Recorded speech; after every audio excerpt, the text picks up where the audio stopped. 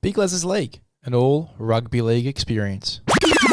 Hello, welcome back to Big LEZ'S League, an all rugby league experience. I'm your host, Big Les. Let's go through your Friday. The Spoon Bowl, the Tigers, the Eels, going into the Rabbitohs Roosters clash. Now, the Roosters resting a few players as well. We'll talk about that in a second. But Tigers and Eels, the Spoon Bowl, 6 p.m. The Eels are the favourites here, $1.66 to the Tigers, $2.23. Let's go through these sides and the changes. There are a few here for the Tigers as we get closer and closer to kickoff. It looks like Aiden Caesar, he will be resting up for the rest of the year. Latu Fainu goes into the number 7. And, I don't really mind this change at all. And the reason I don't mind it as well is because you're sort of just trying things out for next year. I think it's going to be pretty obvious that it's going to be Galvin and Luai in the halves going into 2025. But it is good to get these younger guys some reps. So then if there are injuries, going into next year, Latu Fainu is going to be the first guy that comes in. Jaden Sullivan's going to be the first guy that comes in. You got plenty of young halves in this squad. So it's good to get those younger guys some reps. Latu Fainu coming in after a big performance the last time he came into first grade as well. Very, very happy to see it. We also do see Tony Suka come into the side as well in jersey number 22.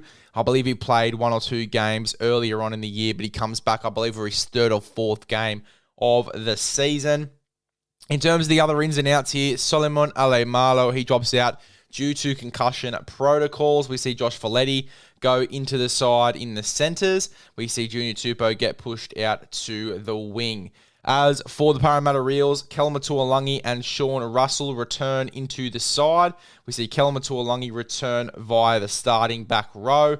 And then obviously Offa Ogden goes to the bench. And we see Jake Tungo move to the extended side. So he comes out of the team. Dan Keir is also out of this lineup as well. In terms of who I think wins this one, I wouldn't be surprised at all if the Tigers win. Wouldn't shock me at all if the Tigers win, to be honest, at home at Campbelltown Sports Ground. They've been having some decent games here and there throughout the season. They've had some really surprising wins throughout the season as well. Wouldn't shock me if they win. And you know what? I'm going to get behind the Tigers. I'm going to get behind the Tigers because this will be the 3rd wooden spoon in a row for them if they go ahead to get the wooden spoon here. I think that they're going to be very aware of that. I think Benji is going to fire them up for this game, and I think they're going to be right up for the contest. And I also think that, defense isn't really going to be a big issue in this game. It is going to be a high-scoring contest. Don't get me wrong. There's going to be plenty of points in this game. Both sides can score points quite well on their edges. So I think there's going to be a lot of points in the game, but I think the Tigers can get the job done here if they play the right footy. It's a very inexperienced side, which I think is going to hurt them a little bit. And look, if the Eels win, the Eels win, and I'll take the licks there. But I'm going to go the Tigers. I'm going to back them. I think Benji's going to get them up for this game. I love an underdog, and I think that the Tigers are going to be the right team to back here to get at Campbelltown Sports Ground, which means that if the Tigers do win, the Parramatta Reels will go from being in a grand final 2 years ago to dropping out of finals last year to now being the wooden spoon team in 17th position as well, which would be absolutely diabolical. A hectic way to end their season. So for me, I am going to take the West Tigers. In terms of how this game is going to be won, I said it. Look, defense isn't going to be a big issue in this game. Both of these sides are very poor defensively on their edges this season. Constantly changing up combinations in the back line, particularly for the West Tigers. But as well here throughout the season for the Parramatta Reels, you look at how many times the wing pairing has changed. Marcus Evo's been out of the side for a while, and just coming back over the last few weeks. Russell's been in the centres and on the wing. Talangi's only really just solidified a spot there in the centres. The only consistent guy, I think, in his backline has been Will Penasini and Clint Gutherson. So, look, there's been plenty of changes to these sides in terms of the rotation, even, in the middle of the park as well, between Hands and Lussick. They've had plenty of swaps throughout the year. In terms of the middle rotation as well, I think that having Paulo out has hurt the Eels through the middle too, in some big games this season. not having that link man through the middle, which we spoke about on a number of occasions too in games that they've lost this year. Parramatta, what is making a determinant as to why they're losing games? We'll sort of get into it in the season review, but I think a big part of what's hurting Parramatta a little bit is they suit a very fast style of play and a very expansive style of play. And to play that sort of football these days, you need a lock forward that can move the ball to the edges and get the ball to the edges quite quickly. You need a link man in 13. They're playing with 3 front rowers at the moment. And look, as I've been saying it for a number of weeks, you've got Shaun Lane there in the front row. Move him to lock, make him play that ball playing role because we know he's got an offload on him. We know he's got hands on him.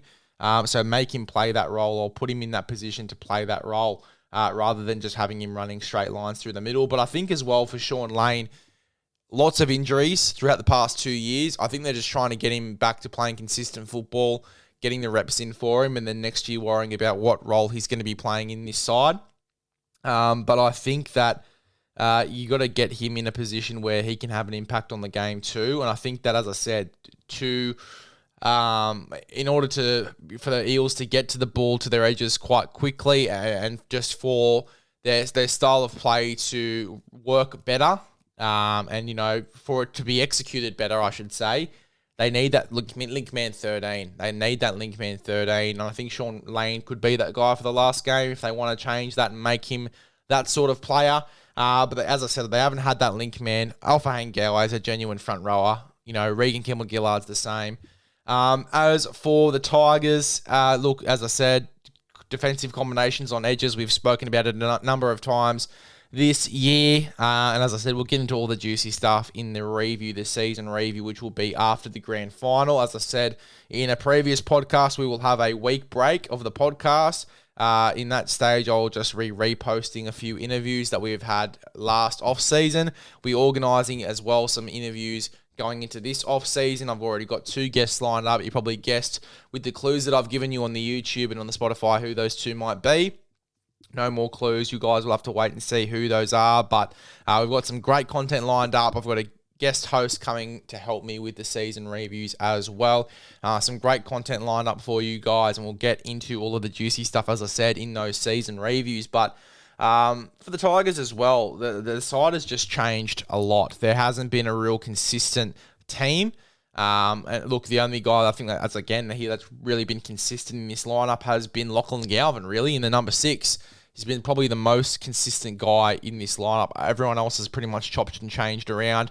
Even Api Coruscant has gone into the halfback jersey a few times this year. So I think for the next year for the Tigers, it's just going to be about working on some consistency. But look, I think they've got a young, sparky side in this game that can create a lot of havoc and obviously generate a lot of points. We've seen that. Lachie Galvin's going to have a big game to end the year. I can just see it. So for me, I'm going to take the West Tigers. The only thing I think that hurts them for me is not having a 14 to cover Api Coruscant off the bench. And don't even have one really in the reserves. Alex Lobb is the 18th man, and he's an outside back. So that worries me a little bit. But yeah, we'll have to wait and see, obviously, how that works and what happens there. I'm pretty shocked that Talanta Silva isn't even in the reserves list there to come into this side. But for me, I'm going to take the underdog. I'm taking the Tigers to get the job done. I know it's the less obvious answer. I love an underdog, though. Haven't taken an underdog in the past few weeks, and it's actually hurt my tipping a little bit. So taking the Tigers, I'm also going to be taking a Junior Tupou to score a try, along with Dylan Brown. Give me Dylan Brown to add a bit of value there. With the Tigers to win, all of the odds will be on the Instagram, so get stuck into those. Roosters, Rabbitohs, look, it's going to be an interesting game, obviously. The Roosters are resting a few guys. Brandon Smith and Sam Walker out for the season, ACLs. It hurts their finals chances and how they're going to go in finals, but also hurts them as a grand final contender. I don't think the Roosters make a grand final now with this loss. Victor Radley apparently is going to be trying to play over the next few weeks. He's been ruled out for the season with a broken shoulder, but it sounds like he's going to be taking injections and trying to get back.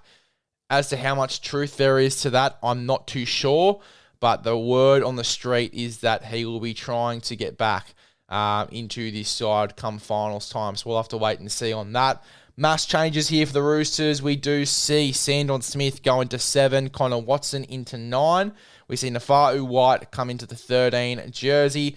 De La Va'a, obviously the big number 16 coming into the team.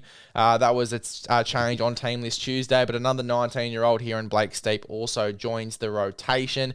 De La we'll speak on him just quickly. He came to Marcelin in year 12 with myself and my year group. We played A grade together, won a comp together for A grade Marcelin as well. Probably one of the nicer blokes you'll ever meet. Came over from Queensland in year 12. I believe got a scholarship when he signed with the Roosters.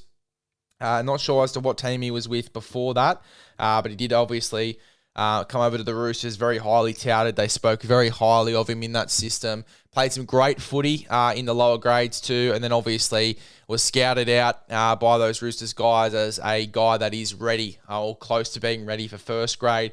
Obviously went from Jersey Flag straight to New South Wales Cup this year. Impressed so much. He played obviously New South Wales under-19s, impressed there as well. Just a big guy, strong in contact, quick play the balls, very mobile for his size.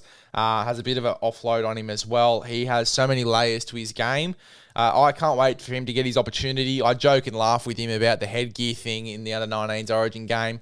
But look, he is probably, as I said, one of the nicer guys you ever meet. And the only reason I joke with him a little bit is because, he is the nicest guy, and I'm not going to be scared that he's going to come after me if I piss him off a little bit. But look, De La he is a legend. He deserves this. I cannot wait to see how he goes in jersey number 16 there against the Rabbitohs. What a game to come in to this side as well.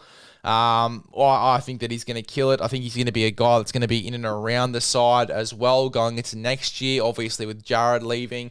Definitely one to watch here. De La Va'a, a player of the future. He's got a brother as well in the squad, Xavier Vaha, who is an absolute legend as well.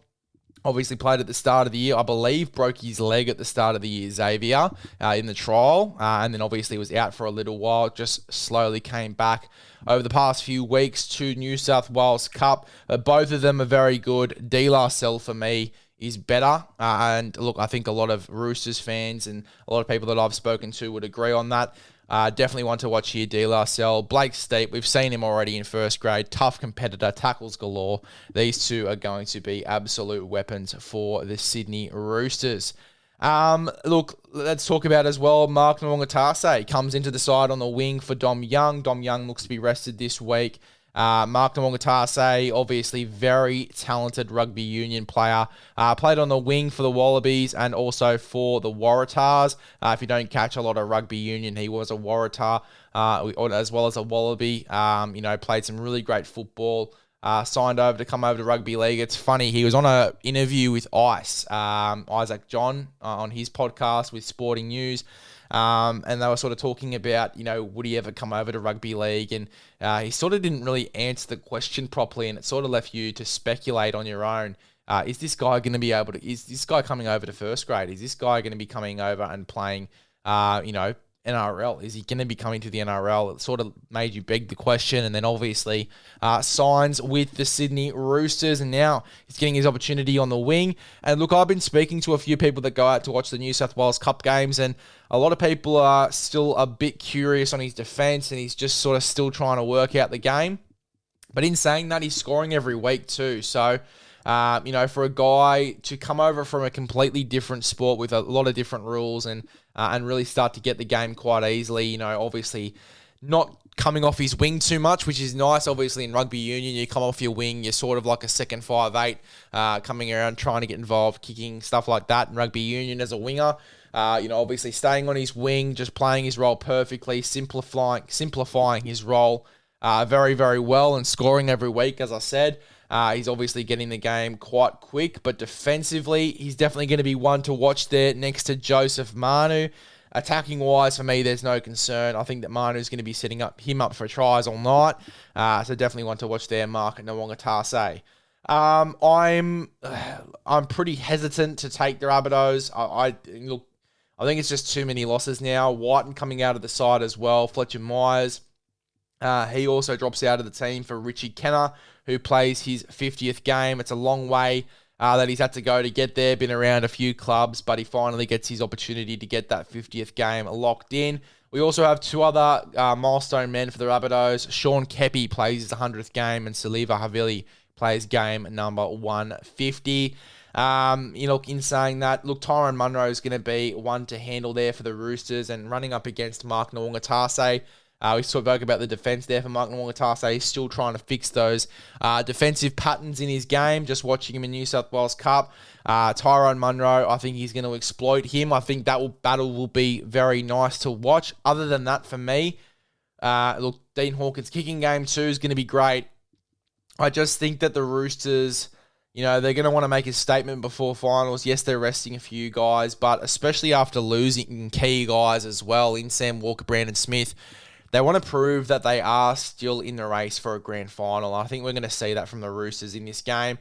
$1.20 favourites, and that's for a reason. I'm taking the Sydney Roosters there to get the job done as much as it hurts me. Roosters to win, Angus Crichton to score along with, and then, by the way, the Angus Crichton and Keon Koloamatangi battle is going to be unreal. But Angus Crichton to score for me. I'm also going to be taking, for the Rabbitohs, I'm going to go with Tyrone Munro. Tyrone Munro and Angus Crichton to score with the Roosters to win. It's going to be a strong battle through the middle. Lenu and Moale going at it as well. Burgess in his last game as a South Sydney Rabbitoh going up against Terrell May. Cookie has his last Rabbitohs game as well. He did say during the week that he is going to probably come back to South Sydney in a coaching capacity, which was nice to see. Callis Duncan wearing the famous number 8 jersey there for Ronnie Coote. Darren Brown was sort of explaining as well on the podcast for Rabbitohs Radio and just, reminiscing on the old days where the lock forwards will wear the number 8, the hookers would wear the number 12. There was a few different numberings back then. But yeah, look, it was cool to get a bit of insight just as to the numbering there and why Callis Duncan is wearing that famous number 8. It's the 8 that Ronnie Coote wore, and we're obviously, looking at him and looking back at his career as well in this game. Obviously played for Rabbitohs and Roosters. We're honouring his memory. Not to say that he's passed away or anything, but honouring his memory as in looking back at his wonderful career and respecting it as well. He's an immortal. He's done some great things in the game. We're just cherishing his career that he's had as well in this game. Rabbitohs v Roosters.